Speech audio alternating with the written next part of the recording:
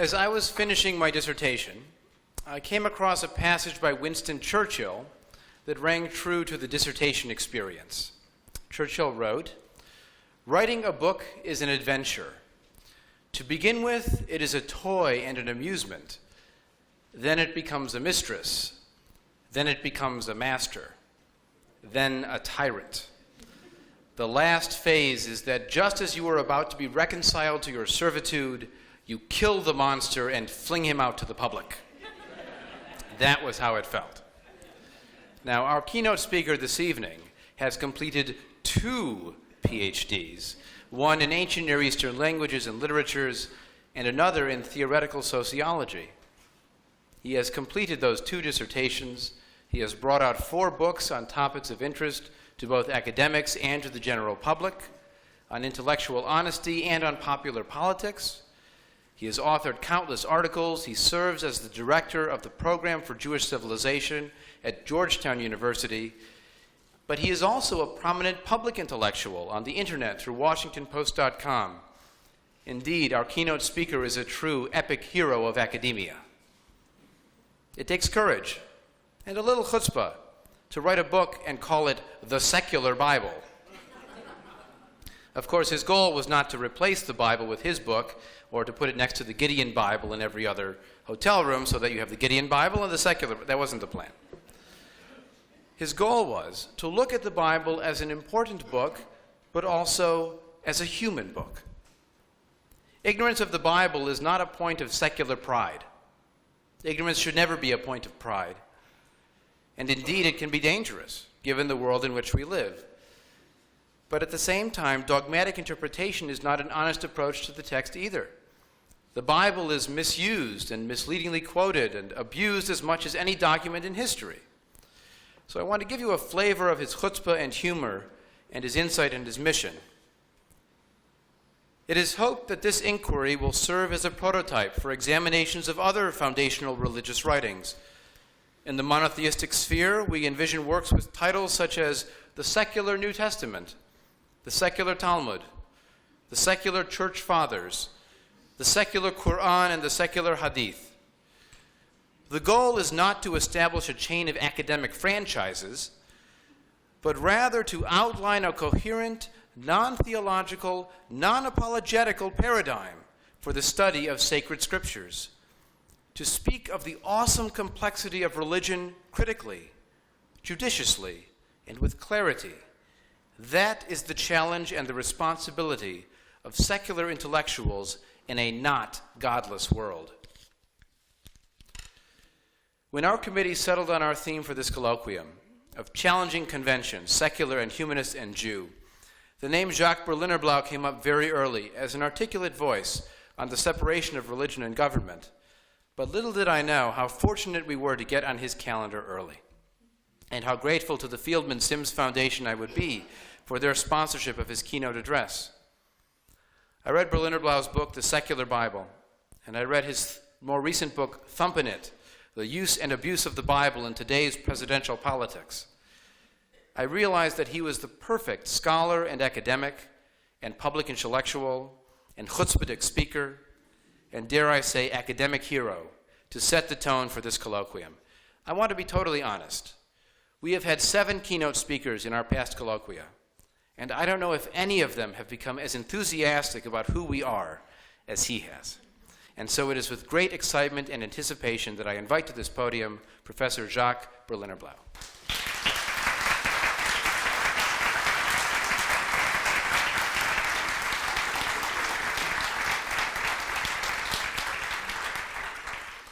Wow, thank you so much. Thank you, Rabbi Shalom. Thank you, Rabbi Colton. I want to say it's an honor to be speaking in Rabbi Wine's pulpit. I started reading him about 8 months ago. I'd read him before in snippets, and in preparation for this invitation, which I was delighted to receive, I started, I think, reading everything he wrote, and I very much enjoyed it. And one thing I thought of is I do, as director for the Program of Jewish Civilization at Georgetown, I do a lot of outreach in synagogues. And speaking at a synagogue, for me, I've never spoken at a secular humanistic Jewish synagogue. Not one with an actual physical plant, but we'll be talking about that. And the experience for me of walking into a synagogue, I could never quite understand what it was. It was very uncomfortable. And it was only when I recently watched in French The Mad Adventures of Rabbi Jacob, Les Aventures de Rabbin Jacob, right? You know the scene where, I believe it's Charles, where he goes into this Orthodox synagogue and he's kind of all dressed up and he has a shtreimel on. Then I understood what I felt like speaking in synagogues. And I knew that by occupying Rabbi Wine's pulpit, I wouldn't feel that way from the moment I stood up here. And I don't. All right? So if you haven't seen the movie, when you see that image, you'll say, oh, I see what I got it. Okay. Again, thank you all for coming, and we are going to have a little theory at first, and then we're going to have some suggestions, so maybe prevarication and then provocation. How does that sound, everyone? All right. Are you Jewish? This is the curbside query that missionaries of the Chabad movement hurl at complete strangers in large cities across the United States and abroad. These ultra-Orthodox Jews select their marks according to a selection process whose logic is somewhat obscure. As best I can tell, the Lubavitchers confront passerby who either look like 1, descendants of Eastern European shtetl stock, or 2, secular Jews. Even though I am only partly descended from shtetl stock, robust Sephardic blood gambols through my veins, I otherwise conform to the stated criteria. Over the years, I have been relentlessly accosted by these Hasidic Jews, and in the strangest places. Here are some of the places. During a pickup soccer game, where they charged the field and grilled puzzled players about their tribal affiliation. On an airplane where, for purposes of achieving a minyan, they interrogated the entire economy section. 2 alert stewardesses, however, blocked their access to passengers in business and first class. In the lobby of a 5-star hotel in Europe, which they had invaded until order was quickly restored by somewhat testy security personnel. One day soon, undoubtedly, these emboldened Lubavitchers will infiltrate Sunday Mass, trawling for pew-reclining intermarried Jews. Unlike other missionaries, Mormons and evangelicals come to mind, the Lubavitchers are not interested in saving every single soul out there. They are focused specifically on Jewish souls, a small niche market when you think about it.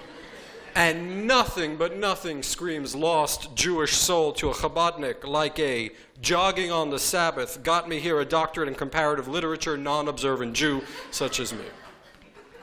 The seculars, for their part, anecdotally report being traumatized by these solicitations. If only these bearded fellows were canvassing for Greenpeace or something like that, then the interaction would be so much less puzzling and unpleasant. Some just ignore the emissaries and their gargantuan mitzvah mobiles, which are somewhat difficult to ignore. Others, like me, have developed a repertoire of snappy comebacks, sample, yeah, I'm Jewish, you booby.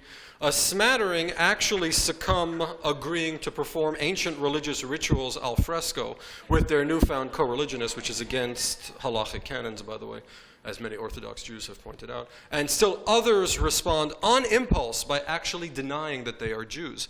Momentarily renouncing their Judaism seems like an awfully good way to get these guys off their backs. It is always best not to antagonize one's clientele. The savvy Lubavitchers understand this. For this reason, they generally refrain from publicly insulting the seculars. Perusing their literatures, one finds the non-observant referred to in cautiously respectful terms. In one instance, the famous Rebbe Menachem Schneerson chides a rabbi who had the audacity to use the term secular Jews. You categorize them as religious Jews and secular Jews. How dare you make such a distinction? There is no such thing as a secular Jew. All Jews are holy, wrote the Rebbe.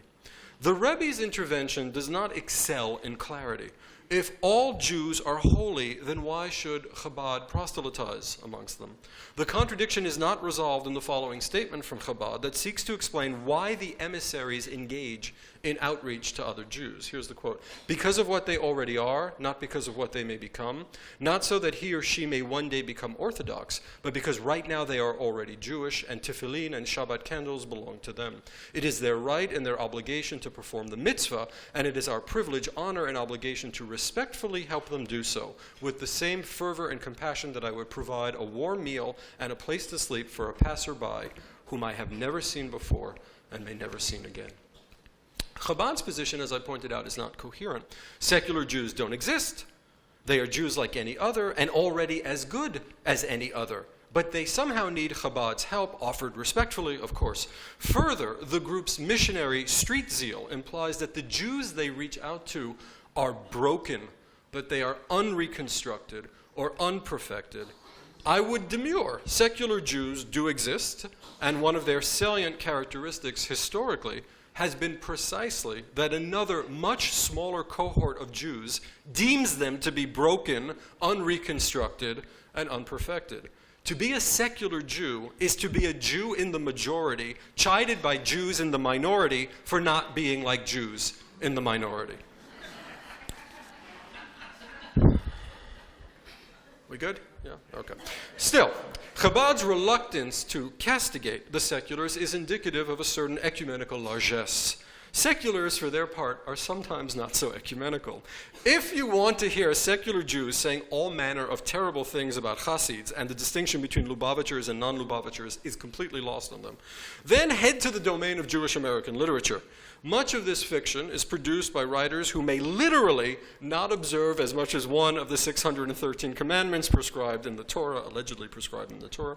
When these writers turn their skills of description to the ultra-Orthodox, the result does not really buttress the claim that all Israel are brethren.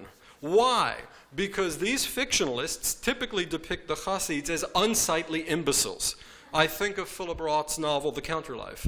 There, Roth's alter ego, Nathan Zuckerman, spies worshippers at the Wailing Wall and concludes, quote, that this rock worship exemplified the most awesomely retarded aspect of the human mind.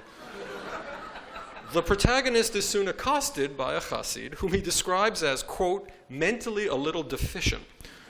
Saul Bellow draws a similar conclusion in To Jerusalem and Back, as he learns that a pious Jew he has chanced upon on an airplane does not know who Einstein is. In his novel Absurdistan, Gary Steingart's protagonist, Misha Weinberg, proudly declaims, quote, I am a deeply secular Jew who finds no comfort in either nationalism or religion. When he chances upon a Hasid on an Austrian airliner who's badgering a stewardess about kashrut certification, the narrator asks, would it be eliminationist of me to say I wanted to kill him? Glancing at his prey, he notices, quote, the medieval horror upon his pale face, the cyclical, never-ending fright that so distorts our people. Yet to their credit, these novelists are capable of doing what the ultra-Orthodox seem unwilling or incapable of doing, and that is imagining what the Jewish other sees in them. Bellow understands that his companion finds in him what deformities the modern age can produce in the seed of Abraham. Roth's alter ego momentarily grasps that as a Jew who has married 4 shiksa wives, perhaps he is the mentally deficient one. Roth even permits the lurid ghoul, as he calls him, to taunt Zuckerman with the cry of, secular are coming back, Jews worse than you. Secular are coming back, Jews worse than you. Roth helps us peel down to the artichoke heart of the problem. What the Lubavitcher Hasids believe is that at this point in history, secular Jews are poised to do one of 2 things. They will either depart Judaism altogether or come back, and if they come back, it won't be to any form of secular Judaism, because as far as the Lubavitchers are concerned, there is nothing there to come back to. We just saw that secular Judaism, non-observant Judaism, as they see it, strikes them as an oxymoron, an absurdity, quite literally a nothingness. But the idea that secular Jews simply don't exist, that they are a nothingness, would come as news to a great many Jews, not to mention, have we lost theater to mic contact? Okay. So I'll just start from the beginning. Is that okay? No? All right. But the idea that secular Jews simply don't exist, that they are a nothingness, would come as news to a great many modern demographers, not to mention secular Jews. The pivotal study, as we all know, is the 2001 American Jewish Identity Survey conducted by Barry Kosman, Ariella Kaiser, and the late Egon Meyer. In the category Jews by religion, the researchers found that 27% described their outlook as secular and 17% as somewhat secular. that 44% of the Jewish population would admit to a secular orientation was a bit of a stunner. It is almost as intriguing as research a decade earlier showing 52% intermarriage rates among Jews. Remember that? Okay. Instead of an 18, you should have a little 44, right? Should contributions 44 or $44,000 to the SHA. Of course, the 44% finding didn't get much play. All right? This is because of a deep ambivalence and confusion about secularism in mainstream Jewish academic, institutional, and media circles. At least the intermarriage statistic permitted certain Jewish groups to get their kishkas in a twist. They could predict the imminent end of Judaism. They could speak of a second self-imposed Holocaust. They could even paste the blame on secularism if they so desired. But learning that 44% of Jews described themselves as secular was not a statistic that was easily understood or exploited. The only group that actually hyped those numbers was the consciously identified cohort of Jewish secularists. The 44% finding quite literally brought the Center for Cultural Judaism into being. According to its executive director, Myrna Barron, our center was established largely in response to its findings. In fact, the group liked the study so much that they reissued it in 2003. Appended to the original study was an afterword by the philanthropist Felix Posen, drawing the conclusion that secular Jews, this is a quote, secular Jews appear to outnumber any of the religious branches of American Judaism. Posen is surely one of the more thoughtful of Judaism's ideological, philanthropical big game hunters. Yet here he vastly overestimates the size, solidity, and import of the movement whose existence he has done so much to preserve. I will get back to this momentarily, but for now we should note that Posen's assessment is diametrically opposed to that of the Rebbe. Whereas the Rebbe couldn't spot a secular Jew in a crowd, the former greatly overestimates their number. After all, Meir and his team were probing outlook. The 44% who claimed to be secular were speaking of their outlook, not their religious affiliation. It is one thing to have a secular outlook, another to be a fully fledged secular person cognizant of creeds and basic writings and teachings, dogma and doctrine. It is one thing to offhandedly call oneself a secular Jew, and another to call oneself a member of a self-consciously secular denomination, such as the one Posen is trying to bring into greatness, and the one that is assembled here today. Let's probe that crucial distinction now. In doing so, we will understand why the 44% statistic is so important, interesting, and difficult to understand. That 44% would claim to be secular or somewhat secular, I think, holds the key to your and our future. There are, I contend, two types of secular Judaism. They overlap, but they are not identical. Their relations to one another have yet to be explored or theorized. The first type is represented by the institutional form, which has convened us all here today at the Birmingham Synagogue in Detroit. We're in Detroit, right? Yeah, okay, I'm a New Yorker, so, you know. New Jersey is the deep south as far as I'm concerned, so we're in Detroit, okay. All right, it is what you good people call secular humanistic Judaism. Secular humanistic Judaism is small, ignited, excelling in theory, getting its bearings in practice. Your market mission is to nudge your way into the big three of American Judaism. That would be Reform, Conservatism, and Orthodoxy. That's a daunting task. Let's use a sports metaphor. If the largest American Jewish denomination, Reform, can be paralleled to baseball, and conservative Judaism is football, and Orthodoxy is basketball, then SHJ, which is fun and youthful and healthy, is kind of like soccer, right? And Reconstruction is like hockey, full of enchantments, but inexplicably incapable of attaining its proper market share. And hockey is a beautiful sport. It's with a very heavy heart that I watch Reconstruction almost fading in front of my eyes, and I say that. I know I'm a little flip, but what's happening to Reconstruction is very sad. Though perhaps the metaphor breaks down when we realize that there is no global love of secularism as there is of soccer or football, the sweet sport. Quite the opposite. Indeed, we have witnessed the full-scale desecularization of the world over the past decades. Years ago, sociologists such as Daniel Bell and Robert Wuthnow warned of the return of the sacred, or the rediscovery of the sacred. A more recent book also gets the gist of the thing pretty good. Here's the title, God is Back, How the Global Revival of Faith is Changing the World. In fact, save Scandinavia and Western Europe, We have recently witnessed the comeback that sacred scripture-clutching actors have made in every corner of the earth.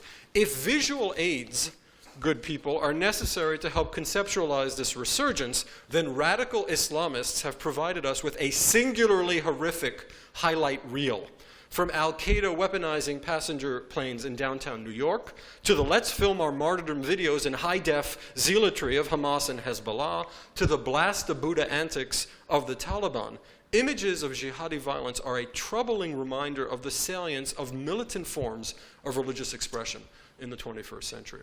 Of course, not all the rejuvenated religious groups are militant, and this is where the new atheists fall off the ship, all right, where they drown. All right? There are crucial distinctions to be made between the extremists, the less extreme, and the moderates. We should stress that lawful actors, like the peaceful Chabadniks, have comprised the more substantial part of the global religious return witnessed over the past few decades. We could list the AK Party in Turkey, democratically elected and nervously looking over its shoulder at the possibility of a secular military coup. Evangelicals in the United States have become political rainmakers by working through legitimate political channels. The Shas Party in Israel, for whom Sephardic blood also gambles through their veins, right, unites Jews expulsed from Muslim lands and has made substantial parliamentary gains. They are joined in parliament by religious national groups such as Yehudat HaTorah, Halachut HaLehumi, Habayit HaYehudi, Jewish Home. In other words, the religious groups, through lawful means, have had tremendous success, not always, and in fact rarely, through violent means.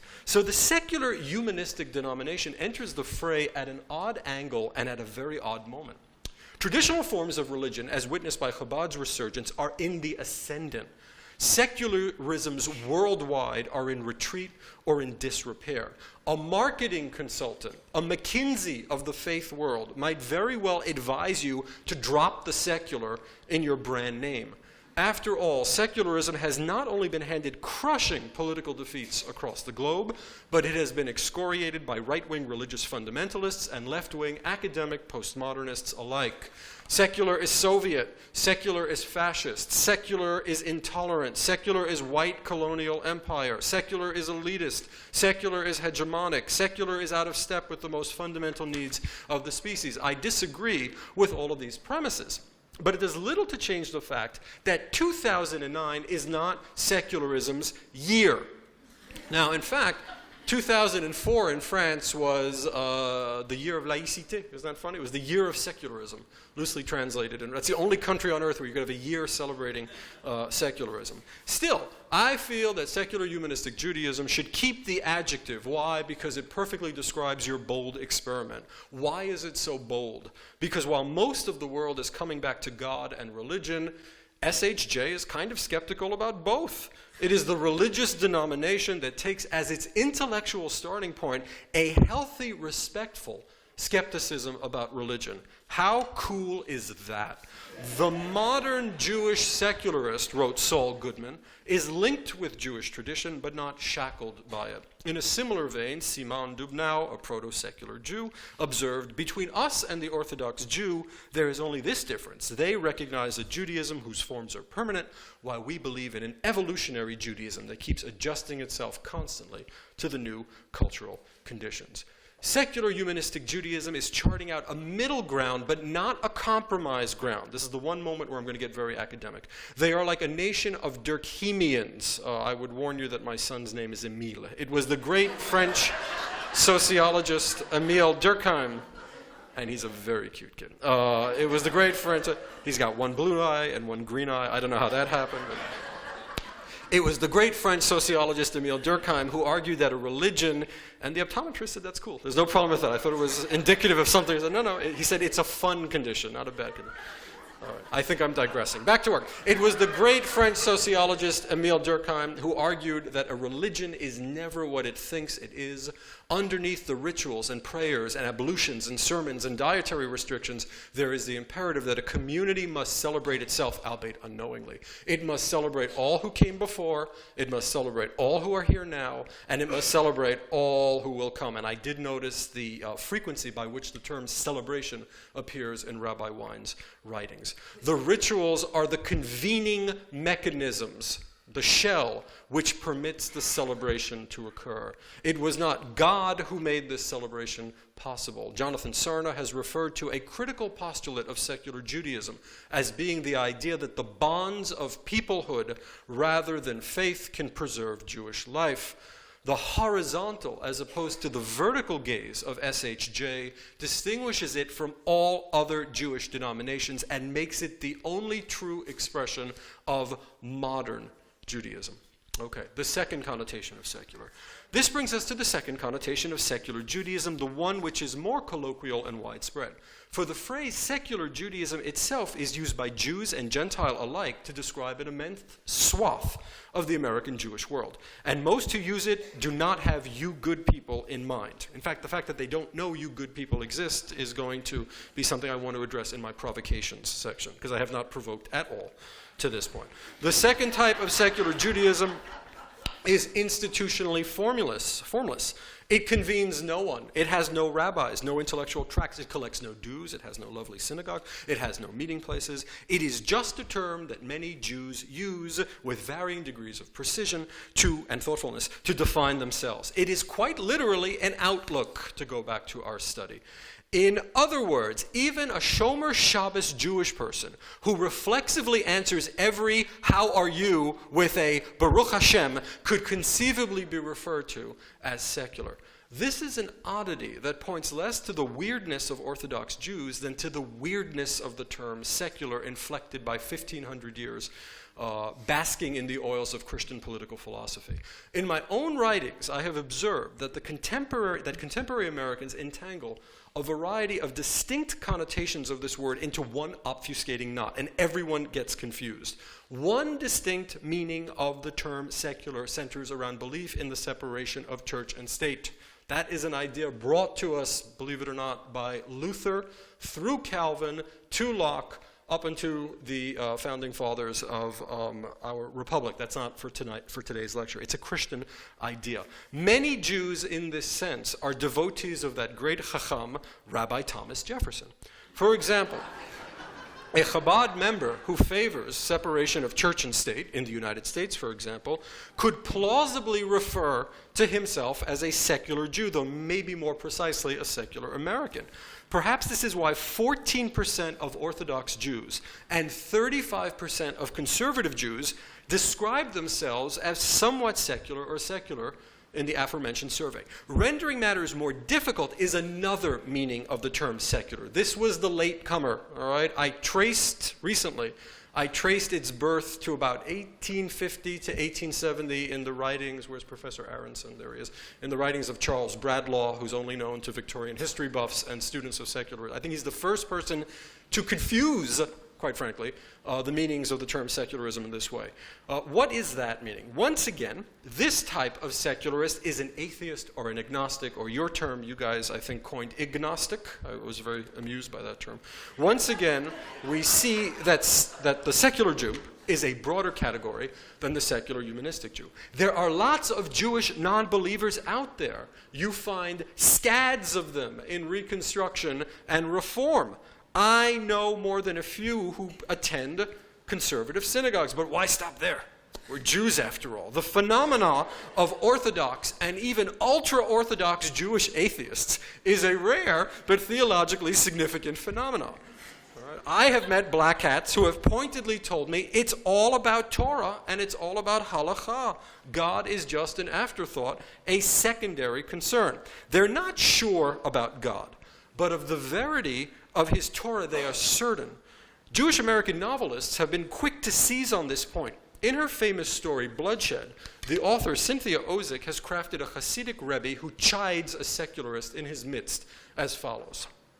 Sometimes even the Rebbe does not believe. My father, when he was the Rebbe, also sometimes do not believe. It is characteristic of believers sometimes not to believe, and it is characteristic of unbelievers to believe. Even you, Mr. Blylip, even you, now and then, believe in the Holy One, blessed be he. The 2001 AJIS confirms the fictional hunch. Unbelievably, 6% of Orthodox Jews did not agree with the statement that God exists. The point is that two cardinal definitions of secular, belief in disestablishment and belief in the non-existence of God, might be shared by all sorts of Jews in all sorts of Jewish denominations. So you will find secular small s Jews across the spectrum of self-identified Jews, ranging from Jew-boos to non-Hasidic Orthodox to Lubavitchers.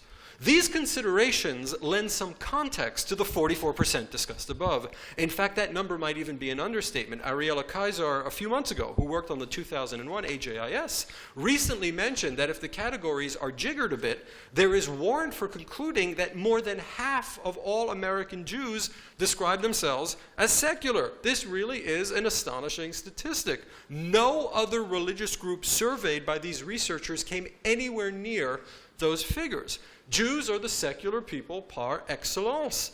They have produced more high-profile seculars than anyone else, whether they be novelists or sociologists or psychologists or philosophers or civil rights attorneys or muckrakers. Members of the tribe evince an astonishing proclivity for secularism.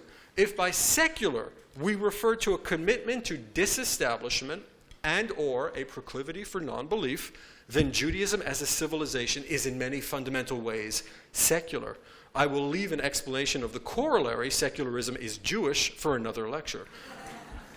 For now, let me note that Judaism's proclivity for secularism is an almost completely unexplored question. Very few people explore the question. The elective affinity between these views, I believe, is conditioned by historical and sociological variables. Jewish fealty to separation of church and state is fairly easy to explain. Historically, Jews have rarely been in control of states, and the states they have found themselves in have often enough rarely been sympathetic to Judaism. Put simply, bad things tend to happen to Jewish people when churches mix with states.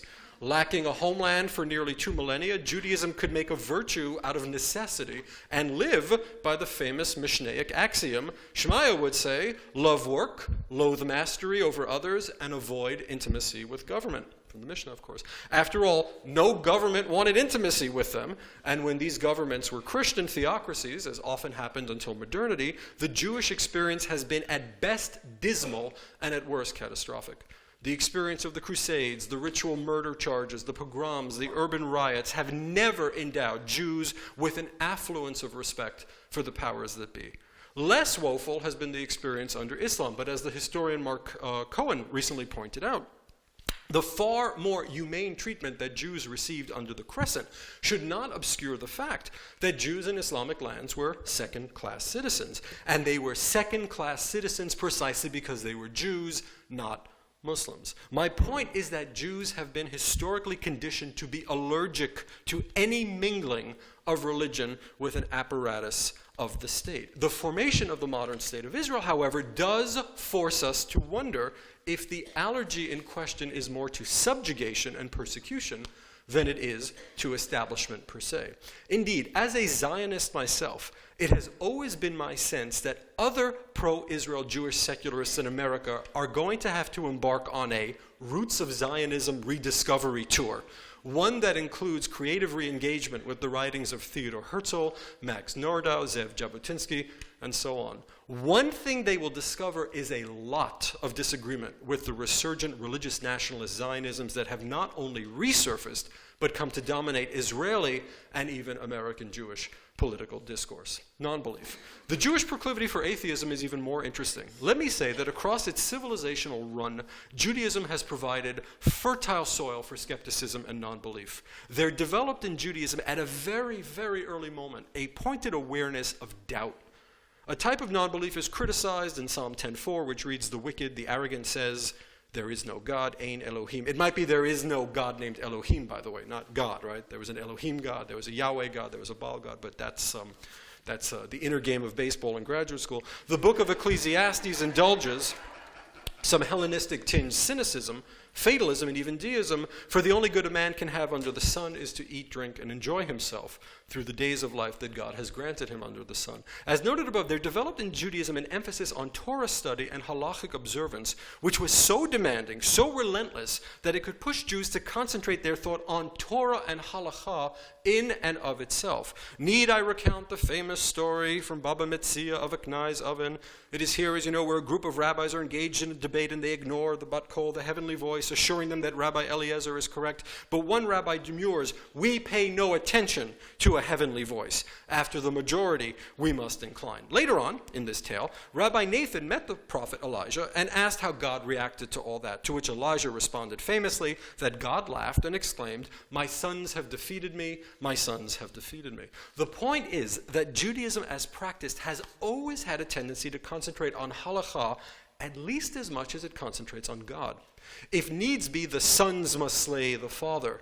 Their weapons are halakha and Torah. If I am not mistaken, this was a problem that set the Hasidic movement into motion in early modernity.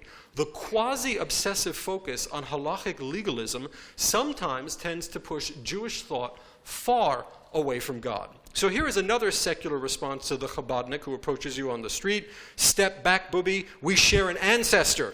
We were both born of stultifying halachic rigidity." In other words, the tendency of Rabbinic Judaism to promote an obscurant legalism triggered two opposite reactions in the 18th century, a mystical reaction in the form of Hasidism, and a secular one, and this is what has brought us here. When trying to understand the skepticism of secular Jews, there is another major factor. This would be the undeniable fact that in the opinion of some Jews, God's historical track record has been spotty at best. Many can simply not believe that a God who let the Holocaust happen is worthy of praise. There has been an excess of suffering in Jewish history, a state of affairs that has again and again flung Jews into a variety of explanatory theological modes. Why do the children of Israel suffer so much? The official answer, since the time of the book of Judges, has been because the Israelites misbehaved. They worshipped under every green tree. They went whoring after foreign gods. A variant, which you can sense in Amos's Oracle of the Nations, is that God holds Israel to higher standards. The standards are so high that he has to periodically brutalize them for transgressions that he would overlook if they were committed by like Moabites or Ammonites or some such folk. But what enlightenment and secularization have permitted is the puncturing of the theological abscess. In modernity, an incision was made from which the dogmatic theodicy was drained of its bacterial ideation. Many post-Holocaust Jews have come to the conclusion that if God does exist, then he is worthy of their scorn. It is he who has misbehaved. Here the fulcrum of the question shifts. Jews do not ask whether God exists or not. They bracket that question. They conclude that he is inexcusably absent. I am reminded of Jean-Paul Sartre's eloquent observation that man is forlorn. We have been left alone. We have been left alone. The Jewish sense of forlornness has resulted in a perfervid tuning out of God among Jews, the speak to the hand syndrome. If you want to see examples of this, read Richard Rubinstein's After Auschwitz, or look at Harold Bloom's description of the Jewish God in his recent book, Jesus and Yahweh. Yahweh is bad news incarnate, says Bloom. He is a presence who chooses to be absent. Rabbi Wein chimed in on this one as well, observing that the story of Judaism is that of a Shlemazel God who is too weak and incompetent to defend the people he promised to defend. I think here that Jewish secularism embodies atheism and agnosticism, but also something else, and that would be a simmering frustration with God. These strains are unridden by certain lingering concerns about God's usefulness to Jews. This has pushed Jews to redirect their energy away from the divine and towards Jewish people and Jewish culture. Put differently, a secular Jew feels more of a bond with other Jews than with God.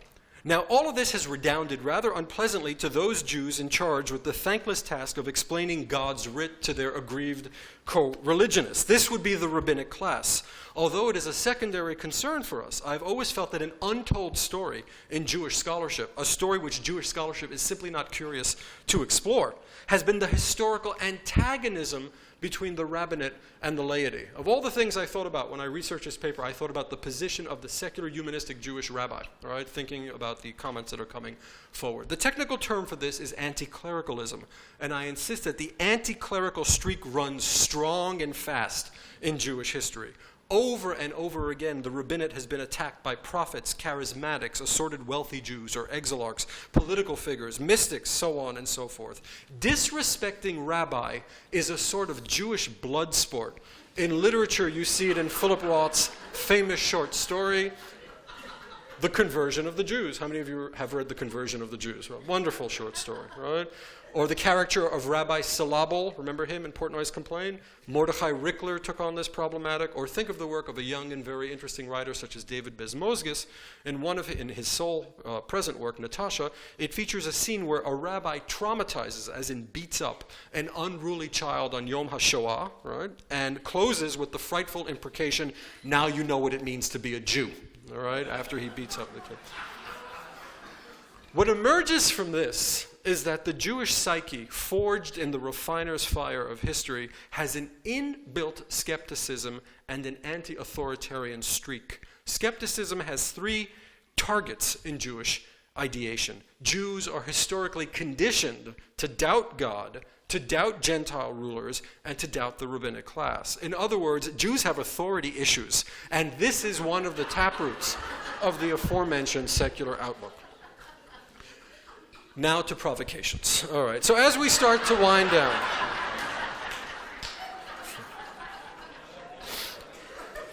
and I swear to you, in my mind, I have not provoked yet. All right, in my mind, now it's time to start. All right? So as we start to wind down, I want to say that there are capital S versions and small s versions of secular Judaism. The capital S version, your version, Mazel Tov, currently has 40,000 adherents in the United States and is poised to grow. I would say Yesher Koach, but I have a ban on it in my department. Nobody is ever allowed to say Yesher Koach at the Program for Jewish Civilization. It's just a ridiculous statement, all right? But it's an uphill battle, all right? Those of us who are not theists, those of us who are married to non-Jews, we are all standing together in a new space right now. For a group of us to proclaim our Judaism, all the while proclaiming some form of non-belief or practicing some form of exogamy, well, that is really unprecedented in the history of Judaism as a generation, not individuals, as a generation. We are breaking all the rules. True, they were rules we never necessarily consented to. And with a very, very heavy heart, I proclaim that the actualization of our vision of Judaism faces truly immense obstacles. Unless the present generation makes very, very clear-headed decisions, I fear that other types of Jews will be reciting a smugly gleeful Kaddish in our honor just a few decades down the line. If secular humanistic Judaism and the very idea of secular Judaism is to expand significantly, then a clear-headed plan of action is necessary. In closing, I will leave you with 7 or 8 brief manifesto-like suggestions, things to think about as you plot your course. Recommendation number 1, shuck the professors. I am always astonished by how many movers and shakers in secular humanistic Judaism hold advanced degrees and or occupy tenured positions. I am here to warn you, as wonderful as we scholars are, we often do little to help social movements grow. This has to do with our own inner peculiarities, our narrow vision, pettiness, fealty to abstraction, and our love of sabbatical. But most importantly, this has to do with our allergy to the labor-intensive process of infrastructure and organizational building. I don't fully agree with Professor Yehuda Bauer when he writes, the secular humanist Jewish movement will, I am sure, never attract masses. It's too intellectual for that. I would demur. I would respond that the movement will perish if it doesn't at least try to attract those masses. And if the poster child for SHJ is a guy on a Fulbright sitting in some archive in Lisbon, Portugal, then it will perish very, very quickly. The movement needs mail carriers, does it not? Pharmacists, IT specialists, nurses, doctors. What about a lobbyist? A lobbyist would be good.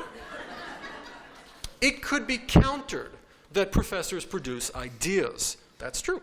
But as of now, there are plenty of ideas about secular Judaism out there. In fact, if there's one thing that we don't need right now, is a massive bibliography in which secular Jewish intellectuals share their thoughts on every subject under the sun. I propose a 5-year moratorium on ideas in secular Judaism. No more ideas. These professors might make themselves more useful if they turn to what we like to call in Washington policy. Policy ideas for Judaism there. That is what is needed. A policy idea suggests a course of concrete action, and I would never doubt that the professors could contribute to that. Here's an example. The estimable Yehuda Bauer recently proposed the idea of private non-denominational Jewish schools, not grade schools, but junior high schools and high schools. These would be secular Jewish schools teaching secular Jewish curricula, but they would accept non-Jews as well, kind of like the Catholic school system that was a fabulous success mid-century in the large cities of the United States. I love this idea. In particular, it has the advantage of helping you guys reach people beyond the campus gate. Okay, policy recommendation number 2, learn from Chabad. Secular humanistic Judaism would do well to emulate their Hasidic co-religionists. And this is not merely because Chabad is well-funded, well-organized, and relentlessly on message. It is also because Chabad rejects the idea of denominationalism. They are pan-Judaists. They don't see Reconstructionist Jews or conservative Jews. They just see Jews. Or the only Jews they don't see are secular Jews. In light of what we saw above, I wonder if secular humanistic Judaism, realizing that the secular is built into the tribal DNA, might consider reaching out to secular Jews and other denominations. In other words, the capital S must speak to the small s. You have co-religionists who share common ground with you. All those folks with a secular outlook are at best potential recruits, and at the very least, conversational partners. If SHJ emphasizes peoplehood over faith, then go out and speak to the people. Making policy out of peoplehood. Being freed from the burden of having to think about God, God, God, praise God, God, God, and devote your every waking moment to contemplating God means you have lots of psychic energy for other activities. Earlier, we spoke of the importance of Jewish peoplehood to secular Jews. If that's the case, then there has to be an effective way of using all that spare energy. I would suggest that you specialize in what Philip Roth calls Jewology. Think of Philip Roth's best novels, where so many radically opposed, differing Jewish voices are given an opportunity to speak. What if you were to convene precisely those conversations? You value Jewish peoplehood? Prove it. Celebrate Jews in all their cantankerous glory. This means listening to and arguing with Jews who are not like you at all. What is key is that you convene the conversation. You become the place where important conversations about Judaism occur. Thus, Jacques Berlinerblau was the keynoter this year. Next year, might I suggest Rabbi Ovadia? Yeah? No? Okay. Think about Israel seriously and sympathetically. As noted above, I am a secular Zionist, and I regret to say that I find a paucity of up-to-date resources to help think through that identity. With the return of the sacred in Israeli politics and with the embrace of evangelicals in American Jewish politics, the Zionist dream itself has been desecularized. On the other hand, I find fault with many secular Jews. I am chagrined by an equation which goes something like this. If you are truly a progressive Jew, if you are truly a liberal, then your politics has to be consumed by a trenchant, searing, all-consuming criticism of the Israeli government. Having lived across from the World Trade Center when the carnage occurred, let's just say I have no illusions about Islamic extremism. I see radical Islam, not a few policies which I don't agree with of a democratic government, as the greatest obstacle to peace in the Middle East. So although I have no easy answers tonight, I urge secularists to think about two troubling pincers. On the one hand, the sprawl of hardcore religious Zionist thinking in both American and Israeli politics, and on the other, the knee-jerk anti-Israel posturing of the fringe Jewish left. On another score, someone has to ponder the adage, often heard, that it is easy to be a secular Jew in Israel and have kids there who are secular Jews, but very difficult to do the same operation stateside. What your critics say is this: you are a one-generation phenomenon. A strain of Judaism whose shelf life expires when your kids fall in love with a pushy Gentile. This is the continuity question, and your policy needs a 30-year plan based on creating strong, secular Jewish identities. Next, understand how to relate to other Jewish groups. What makes American Judaism work is the unspoken rule that unity is a good thing. Even though there are many disagreements between Jews in this country, for the most part, we have learned to keep those conflicts under wraps. There are groups in Washington, such as the AJC, who do their utmost to assure that the principle of unity, at least publicly, is maintained, and I commend that. However, I wonder if every now and then, secular humanistic Judaism doesn't need to challenge this logic, if only because the things that are routinely said about secular Jews, small s and capital S, are simply beyond the pale. How can secularists sit idly by as some in the Jewish community systematically try to delegitimate them? How many more articles must we endure that claim that we are not Jews? How much longer can we sit around while someone charges that the children of Jewish fathers and non-Jewish mothers being raised Jewish are in fact not Jewish? Again, there is a lot of common ground here between you and a denomination like, let's say, Reform.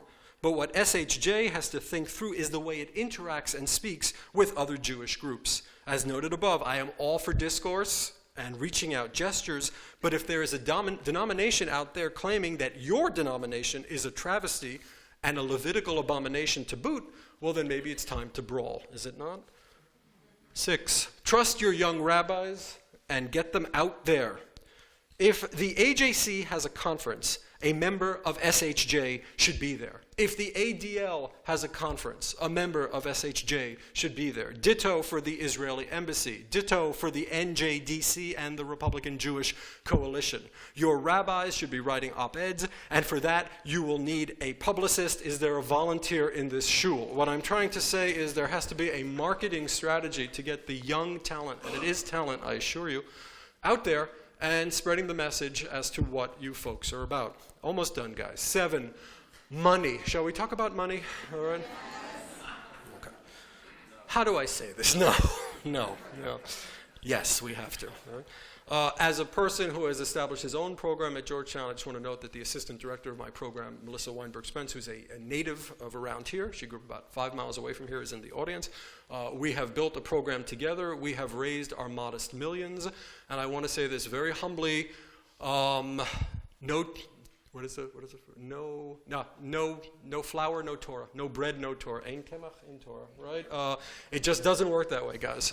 These organizations cannot exist. They cannot cohere without financial support. Now, I'm not going to engage in a marathon fundraiser right now. I am going to apprise everyone in this room, especially the older generation, of the importance of finding people who can lead. You have them. That's my opinion, all right, and trusting their vision, all right? This is what we do at Georgetown. All right, we work with our alums usually. They trust us. They trust what Melissa and I see as necessary for the students of Georgetown to learn about Jewish civilization, and they very kindly, because philanthropists are very, very kind people.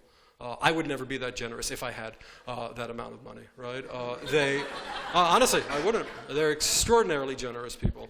They make the vision possible. All right. At present, the secular Jewish philanthropic world is dominated by one major figure. That's Mr. Posen. He is a thoughtful and intelligent person who thinks deeply not only about secular Judaism, but Judaism writ large, world issues, what have you. What I want to say is that a dozen more like him are needed, and each one has to advance a competing vision of what secular Judaism will entail. If one of those dozen happens to be in the audience, here's a free tip from your brain trust. You don't need any more college courses on secular Judaism. You need buildings. I can't tell you how often I have addressed a group of secular humanistic Jews, pro bono, not in a lovely sanctuary like this one, but in a junior high school cafeteria. You need physical plan. It's an infrastructural question, and unfortunately that only occurs with fundraising. Finally, reclaim the term secular. Quite frankly, and quite distressingly, secular has become a taboo word of late in Jewish quarters. A few weeks back, I was uninvited. It happens to me often, but not for these reasons. I was uninvited from giving a lecture at a Reform synagogue where I have lectured for years. I'm a member of a Reform synagogue, by the way. The reason given by the rabbi, I was lecturing on secularism, and this synagogue was not a secular community. Your job, my friends, is to arrest that trend. You must argue that small s secular Judaism has a place. It is not an aberration.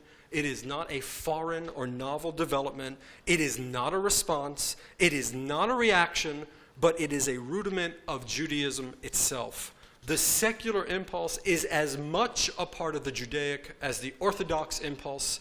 Secular Judaism feeds from a variety of Jewish sources. It draws its anti-authoritarianism and skepticism from Jewish tradition and history. It is every bit as Jewish as a shtreimel or a prayer shawl, if not more so. So my advice to you is don't be ashamed. Do not conclude that you are less Jewish than someone else. Do not try to be more like them. I call then upon all secular Jews who, with sovereign free will, have embraced Judaism to devote themselves to the project of building a secular future, one that in its complexity and its nuance and its compassion and its generosity does justice to the tradition that it venerates. Thank you very much.